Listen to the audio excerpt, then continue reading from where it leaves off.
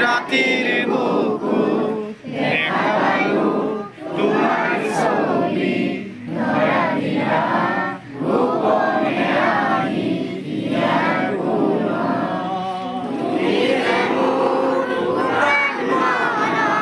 নিয়তে চেষ্টা তুফান নামিও ৰদৰে ৰজ মোৰ দেহৰ প্ৰতি পুৱা ধুমুহাৰ মতে মই এই বছৰ যথেষ্ট সুখী যে আমাৰ এই মোহাম্মদ আলী মডেল একাডেমিয়ে যি এক ৰিজাল্ট আনিছে, যি ফলাফল আনিছে, আমাৰ শিক্ষাগুৰুসকলে যি কষ্ট কৰিছিল তাৰ বিনিময়ত আমি যি ফলাফল পাইছোঁ, আমি যথেষ্ট সুখী। অনাগত দিনত আমি আমাৰ ছাত্ৰ ছাত্ৰীসকলক আৰু আগবঢ়াই লৈ যোৱাৰ কাৰণে সমাজৰ পৰা আমি বিভিন্ন সহযোগিতা আশা কৰিছোঁ।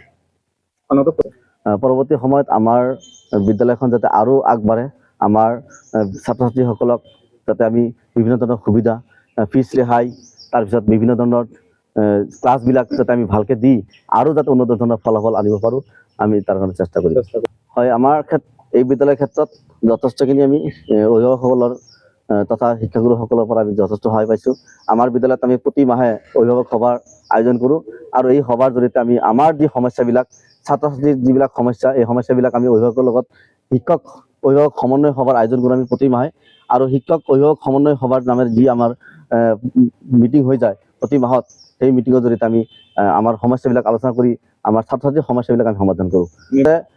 মই আৰু এটা আজি 4-5 বছৰৰ পৰা আমি এটা কাম কৰি আছোঁ মই নিজেই, যে অন্তৰংগ আলাপ ছাত্ৰ ছাত্ৰীৰ লগত, প্ৰতিটো ক্লাছৰ ছাত্ৰ ছাত্ৰীৰ লগত মই মাত্ৰ কোনো ষ্টাফ নাথাকে, মই থাকি এক অন্তৰংগ আলাপৰ ব্যৱস্থা কৰা আছে। তাত ছাত্ৰ ছাত্ৰীসকলৰ যি সমস্যা, এই সমস্যাবিলাক তেওঁলোকে উদ্ভাৱন কৰিব পাৰে আৰু মোৰ ওপৰত কথাবিলাক মোক জনাই, তেতিয়া মই সেই সমস্যাবিলাক সমাধান কৰাৰ চেষ্টা কৰোঁ।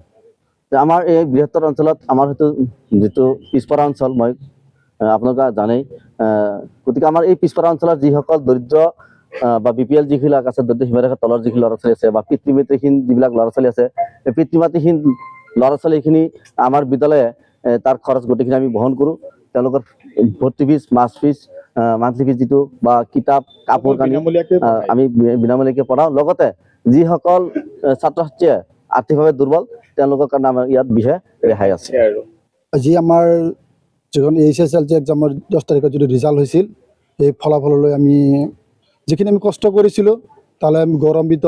আমাৰ ছাত্ৰ ছাত্ৰীসকলে ভাল ৰিজাল্ট দেখুৱাইছে, 86% পাইছে, ডিষ্টিংশ্যন পাইছে। সেয়ে আমি গৌৰৱান্বিত, যাতে আগলৈ আৰু ছাত্ৰ ছাত্ৰীসকলে আমাৰ ভাল ৰিজাল্ট এইখন বিদ্যালয়লৈ কঢ়িয়াই আনিব পাৰে। আৰু আমাৰ যিবিলাক ছাত্ৰ ছাত্ৰী ইয়াত অধ্যয়ন কৰি আছে, সিহঁতেও যাতে অনাগত দিনত যাতে ভাল ৰিজাল্ট কঢ়িয়াই আনিব পাৰে। আৰু লগতে আমাৰ ইয়াত হায়াৰ ছেকেণ্ডেৰীৰ ব্যৱস্থা কৰা আছে, আৰ্টছ আছে।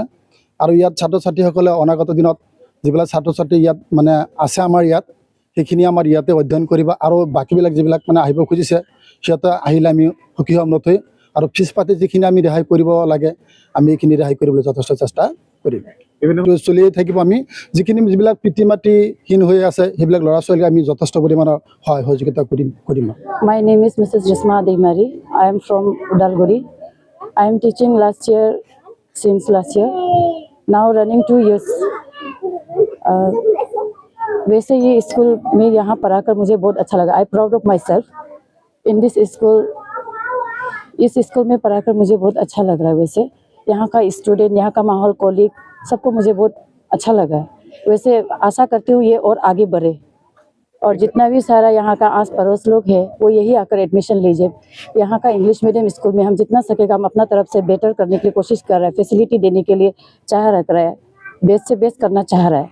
और इस एरिया में यहाँ हाई सेकेंडरी हम लोग का पहला आया गया है, तो ये हमारे लिए भी बहुत गर्व की बात है। इस साल यहाँ का रिजल्ट HS बहुत अच्छा है, फर्स्ट में आया गया इस एरिया में। हमारा स्कूल के तरफ से यहाँ प्रथम में आया, पहला आया है। करती हूँ कि ये स्कूल ऐसे ही चले रहे और आगे बढ़े, और सबका आशीर्वाद के थ्रू यहाँ हमारा स्कूल और अच्छा से अच्छा बेहतर बने। कैसा पढ़ने से बच्चा लोग को यहाँ गार्जियन का भी बहुत गाइड का जरूरी है। फर्स्ट ऑफ ऑल हमारा टीचर भी बेटर से बेटर किया जा रहा है। यहाँ जितना हमसे हो सक रहा है हम यहाँ बेटर करने की कोशिश कर रहे हैं, और यहाँ गार्जियन का भी पूरा सपोर्ट का जरूरी है। यहाँ डिसिप्लिन मेंटेन करना, गुड मैनर, हर चीज़ हम सिखाया जा रहा है।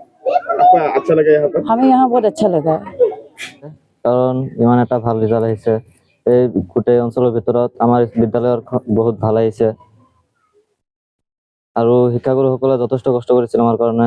আমি পঢ়িছোঁ, আমি পোনপ্ৰথমে ইমান গুৰুত্ব দিয়া নাছিলোঁ, কিন্তু পিছত বুজি পাইছোঁ আৰু তাৰপিছত 6, 7, 8 ঘণ্টা পঢ়িছোঁ, ষ্টাডি কৰিছোঁ আৰু তাৰ ফলত আজি আমাৰ ডিষ্টিংশ্যন আহিছে। তাৰ বাবে মই শিক্ষাগুৰুসকলক মোৰ তৰফৰ পৰা ধন্যবাদ জ্ঞাপন কৰিছোঁ। মই অনাগত দিনত মই এজন ভাল চিকিৎসক হোৱাৰ লগতে এজন যাতে ভাল শিক্ষকো হ'ব পাৰোঁ, গণিতৰ শিক্ষক, তাৰ মই আশা ৰাখিছোঁ। নতুন হ'ব যিসকল তোমাক অনুসৰণ কৰিছে বা যিসকল ছাত্ৰ ছাত্ৰী ইয়াত অধ্যয়ন তেওঁলোকক আহ্বান কৰিম যাতে এতিয়াৰ পৰাই তেওঁলোকে পোনপ্ৰথমৰ পৰাই যাতে ভালকৈ ষ্টাডি কৰে আৰু তেওঁলোকে ভাল নাম কৰি আনিব পাৰে আমাৰ এইখন পিছপৰা গাঁৱৰ বাবে, যাতে তেওঁলোকে উজ্বলিব পাৰে, তাৰে মই আশা ৰাখিছোঁ তেওঁলোকৰ ওপৰত।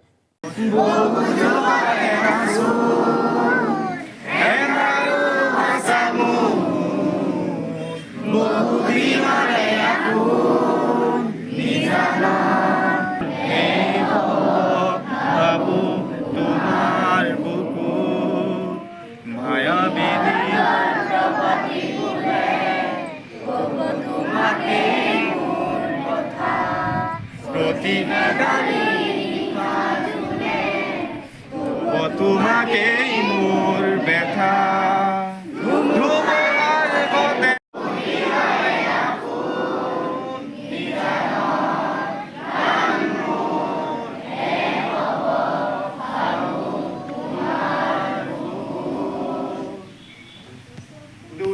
তোমাৰ চালে সপোনা তৰি গীতত নামে চুব খুজিলে মোৰ দুহাতে দিঠকা তৰি সপোন আহে।